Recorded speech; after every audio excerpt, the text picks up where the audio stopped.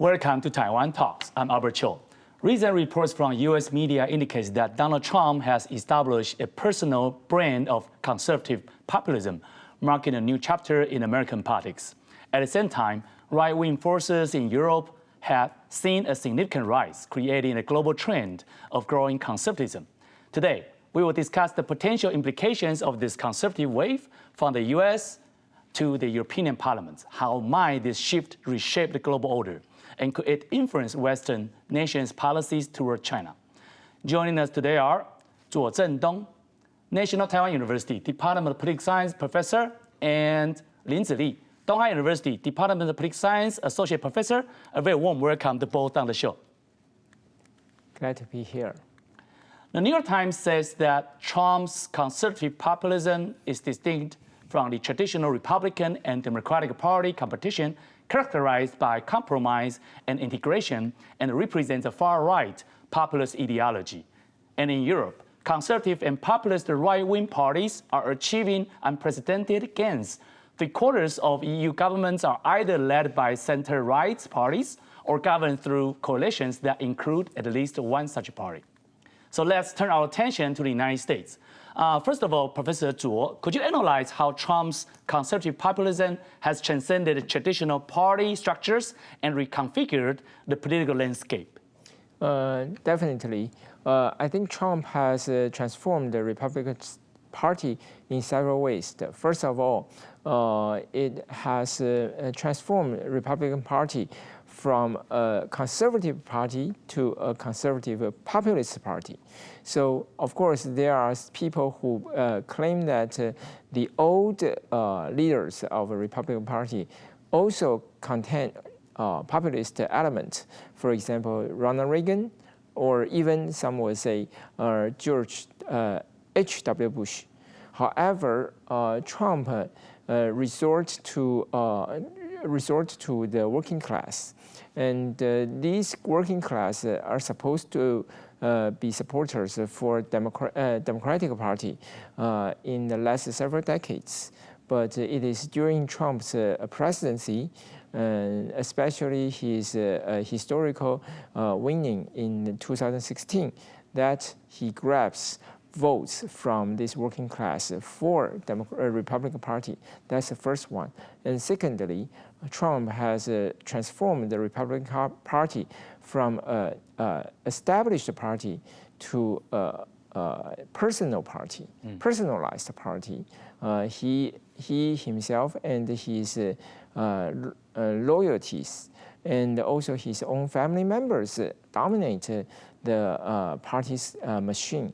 You can see that during this time around, Trump actually appoints his own son and daughter-in-law to head the Republican Party's national committee to steer the national election campaign.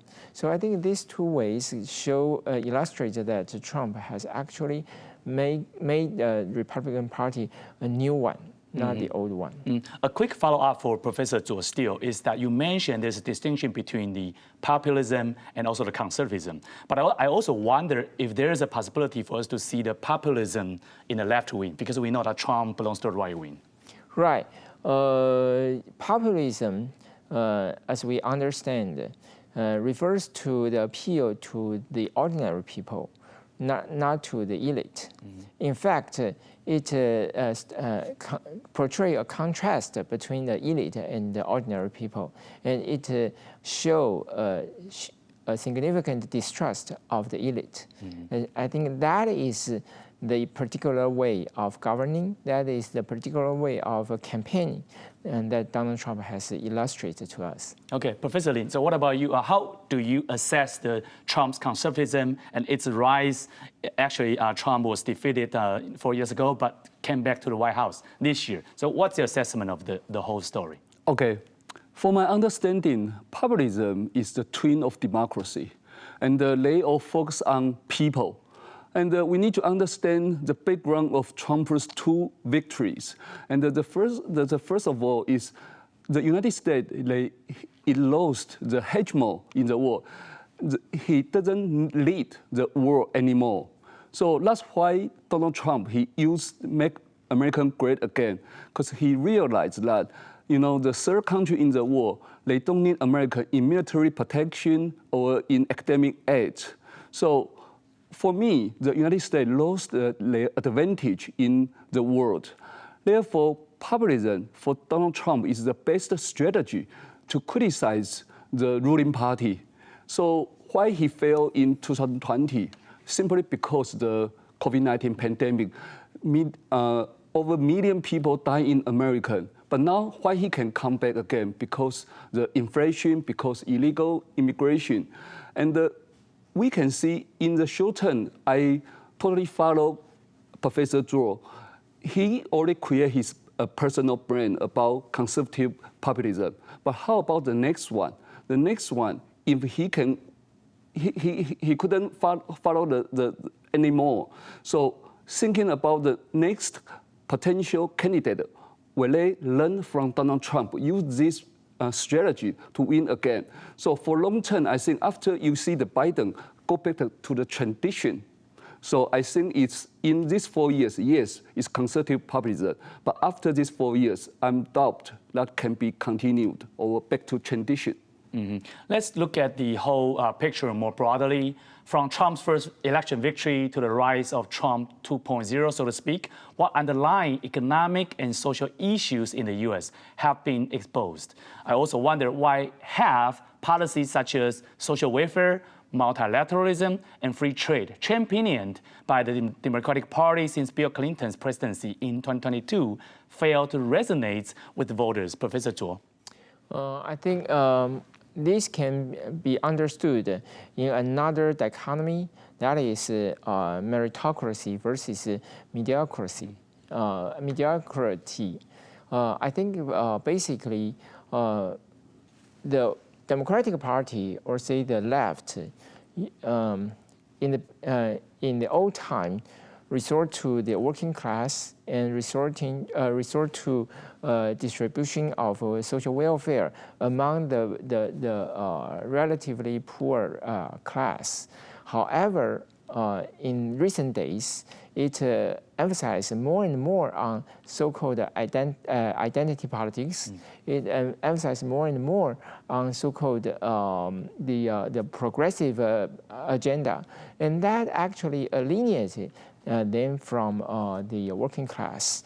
And that's why I say that the dichotomy between the meritocracy and the mediocrity actually illustrated the modern day's version of a Democratic Party, or say the modern day's version of the left, because they seem to portray or to show the image of those who are the elite, those who actually lead in their class, in their neighborhood, in their whole region.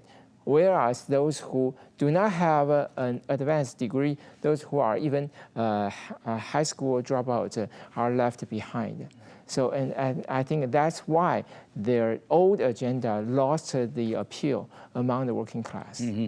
In addition to Professor Tso's comments on this meritocracy versus other ideology, I also wonder the free trade, because we know that Trump 2.0 is particularly could be characterized by his opposition to free trade. And we also know that both Democrats and Republicans in the past, they embrace free trade, and they know that a healthy, open, mutual free trade system in the world is beneficial not only to other countries, especially China, but also to the United States itself. But what happened now to Trump about free trade, Professor? I think the answer is quite simple. Simply because what does that mean about free trade and multilateralism? Means open your door, open your market, and open your border. And we all know the producing cost in America is much, much expensive than Asia country. So when you open the border, means the Asia cheap products into American, and even they have the trade agreement, USMCA, and they use Canada, use Mexico, and into American border, and which means American lost their advantage in manufacturing. Actually, Americans' economic structure already shift to focus on service and finance. So Americans, they don't have advantage to produce goods. That's why they now try to use the protectionism to protect win back the factory back to America. That's why they use isolationism or unilateralism to protect American economic power. Otherwise, they couldn't compete with the others, I mean, especially in traditional manufacturing. Professor Tso, do you want to have a quick response to this tariff, which Trump described as the most beautiful word in dictionary? I think tariff is a weapon for countries to punish those who obtain substantial advantage in trade. And as I said, because the working class in the United States feel that they actually lose in the free trade game, and that's why they feel that the word tariff actually empower them in potency. And also to win back what they lost. Let's now turn our attention to Europe. Recent election results show a significant increase in the seats held by far-right parties in the European parliaments, particularly the National Rally in France, the Alternative for Germany, AfD, and the Brothers of Italy. Why is Europe also experiencing a shift to the right? How does this phenomenon compare to the situation in the United States? Professor Tso, you still go first. Okay, I think first of all, the shock that the European experiences is basically on the migration. We also see the shock of illegal migration in the United States. However, the migration that the Europeans experiences are basically a result of war in other regions. For example, the war in Ukraine and also the civil war in Syria. So basically, many European people feel that this is not their own business. However, the old humanitarian tradition push their governments to open door to this migration, and that's why they feel that they should stand up against this migration and against their liberal government. And also another important factor is the European Union, because many of the policies related to migration are made by the European Union, or are under constraint imposed by the European Union. So many European people, whether in Italy, Germany, or France, they feel that they should stand against the European Union to win back their own autonomy, their own sovereignty. And these two trends actually add up to the phenomena of the rise of the right. Professor Lin, I know that one of your specialization is in UK politics, and we knew that the rise of this ultra-right movements, pretty much can trace back as early as Brexit. So what's your observation of the whole ultra-right movements in Europe? I think it's quite obviously, and it's immigration, as Professor Tso has mentioned, and also the other is inflation.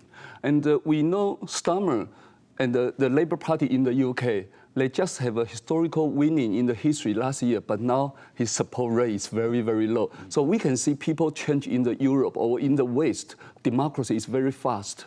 And mainly when when they feel suffer, they want to a new leader. And this kind of populist party in Europe present a change or any kind of possibility. So although we see they can win the election very quickly, but somehow they lose the power also very quickly. So I think this kind of trade, of course, they are all mature, developed countries. They suffer economic inflation. They couldn't fix it in short term. But populism always claim they can fix it in short term, but we all know it's impossible. Okay, Reuters reported that Tesla CEO and the head of Trump's government efficiency unit, Elon Musk, has recently expressed strong support for Germany's far-right AfD. He tweeted, "Only the AfD can save Germany." This move has been criticized as an attempt to influence the upcoming German elections in February. Additionally, Hungarian Prime Minister Viktor Orban, who has actively cooperated with European conservative forces, has mentioned that Trump's victory has strengthened the conservative movements in Europe. So how do you both view the interconnectedness of political trends between the United States and Europe? Professor Tso? I would like to say that politics in Europe and the United States are always interconnected because many European countries are also members of NATO, which is led by the United States. So, for example, during Trump's first term, President Trump requires the NATO members in Europe to increase their defense spending. So that actually posed a strong, severe pressure on the European members of NATO. So that is just one part of that. Also, during the first Trump tenure, the United States asked European countries to ban Huawei in their development of the 5G standard and the industry. So I think these two examples show us the politics in these two continents are always interconnected. However, this time around, it is connected in a different way because Elon Musk is such a wealthy and powerful billionaire, and he is not shy away speaking out about European politics, speaking out about his intention to send money to influence European politics. I think that could bring a shockwave in European politics, as we will see in the next several months or years. Mm-hmm. Professor Lin, Elon Musk used to be very liberal. I mean, just even before this presidential election in the United States, he was even a Democrat. Mm-hmm. But why such a change we can see in his mindsets that now he's more like a spokesperson for the ultra-right movement, so to speak? And yeah, it's a great question because people like to argue because LGBT in America is too over and even make his oldest son to change the sexual surgery. So something like that. But I think he is a very talented and a smart strategist. And the way he thinks about the future of American hegemony is about China. Although he has a business in China, but he's still American. So for me, and they understand the EU cannot afford lose American in NATO, but it's not enough. Military budget is not enough. They want to create that so-called the like-minded alliance, which means if they create more this kind of conservative populist coalition will be better for Americans. Now they want to have a peace agreement between Russia and Ukraine. So you see, all these far-right party, they are Donald Trump's fans, they are Putin's fans. So if this can lead the European politics. So it's easier for Americans to unite Europe and have a peace agreement with Russia and then against China. I think that's the big plan for Elon Musk. Mm-hmm. Okay, let's talk more still about Europe.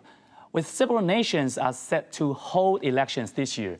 These include parliamentary elections in Germany and the Czech Republic, Poland's presidential election, and Romania's presidential re-election, all of which have garnered significant attention.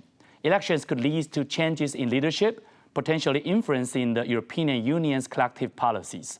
So amid these overall changes, will the anti-China alliance, now the new top here between Europe and United States, undergo any kind of transformations? Professor Tso? First of all, I think we should, we probably have to have a second thought on the question whether there is an anti-China alliance between United States and Europe at the moment. First of all, I think because definitely there are tough leaders in the United States and also in Europe vis-a-vis China.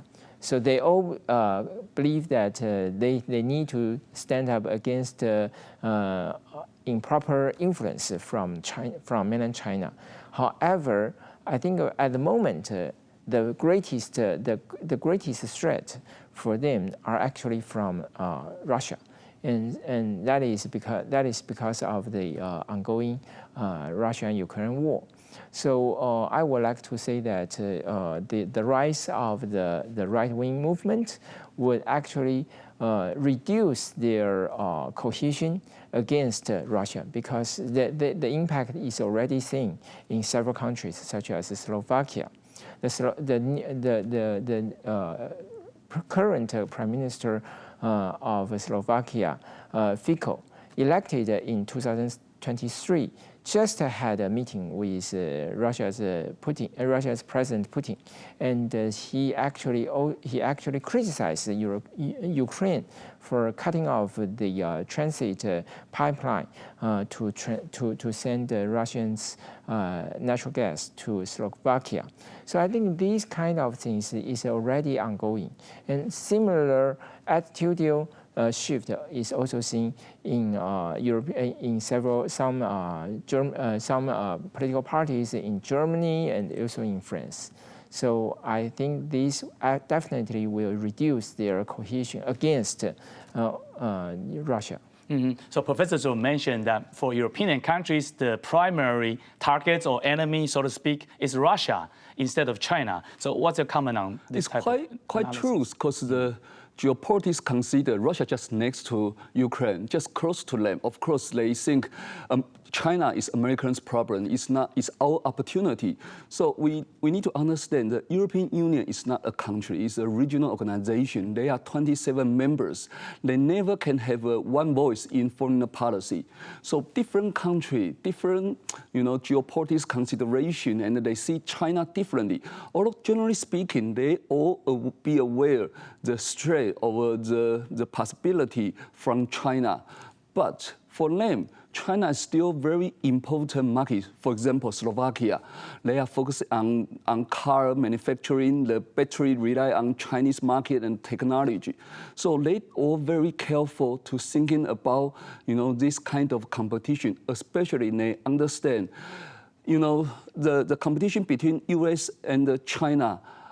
Either way, they all need European Union. Mm-hmm. They couldn't afford to lose European Union. So that make EU has a leverage. Although they cannot be very united, but they still important, significant role in the competition between United States and China. Professor Tso, as both the US and EU place greater emphasis on their own development, they have their own issue to take care of. Is the traditional Transatlantic alliance prioritized by former US President Biden facing a crisis? Definitely, because Biden's alliance relies on a common perception of a threat, common perception of the future. But given the fact that Donald Trump is aiming to make America great again, so you can imagine that all those rising right-wing politicians will make their own countries great again. So these kind of turning back to their own need will reduce the possibility, will reduce the cohesion among these supposedly alliance members, and also because they need to look after their own economic need, they would be more willing to cooperate with China, which has a huge domestic market, which can be a new source of investment. Mm-hmm. Is that true, Professor Lin? Is China, especially President Xi Jinping's calculation right now, is that since the United States and Europe and even the whole NATO are not on the same page, there's a space for President Xi to take advantage of, especially regarding the issue of Taiwan? I think so, yeah, because the base strategy for China is divide and rule. They cannot let you united together against China. So yes, they know they have the economic power to do to the EU, especially they understand American always bully the traditional old European country like France, the UK, and you see the way they say to Canada, you see. But however, we still can see Donald Trump, he has the fans in Central East Europe. So I think it's a game we so-called the triangle strategic relations. American, EU, and China compete each other in this trade world. But as I say, yes, in the end, different power has different advantage in there. And in the short term, we still couldn't know who will win this game. Professor Tso, so in this new 2025, what should Taiwan to do? In preparing for its own safety against the possible PLA's aggression, given the fact that Trump has its own agenda, European Union has its own agenda. So what else can Taiwanese do, and also the government do?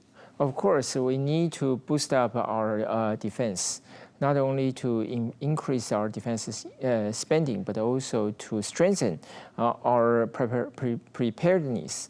And secondly, we need to find a new formula to deal with the incoming Trump administration. We need to have more partners in dealing with the Trump-led United States. Definitely, we also need to find new ways to deal with mainland China. Professor Tso, Professor Lin, thank you for your participation in the show. Thank you. Enjoy our show. Subscribe to Taiwan Talks. See you soon. 2025 is calling. Louder, brighter, and bolder. From the roar of the crowds to the quiet moments of triumph. A year to experience sports at its finest. Grab your tickets, tune in, and cheer like never before. Every play counts. Every minute matters. Game on Taiwan.